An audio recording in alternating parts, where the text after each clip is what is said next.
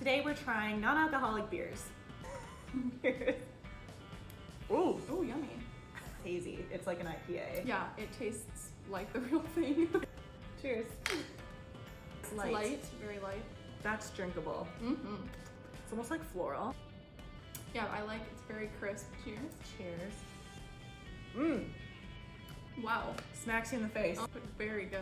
It definitely, I can't tell that it doesn't have alcohol because it's like so, the hoppy taste is so absolutely. strong. Cheers. Cheers. Ooh. Wow. You definitely get the like draft, you know, like all that foam. Oh yeah, I the like that. coffee. It's very creamy. The coffee comes through a lot. Mm-hmm. Cheers. Cheers. Mmm. Mm. Yes. Yes. Oh wow, I want to drink this out of Malty, it. yeah. Yes. It's like malty. You can tell it's like, you know, the amber beer. It's a little bit darker.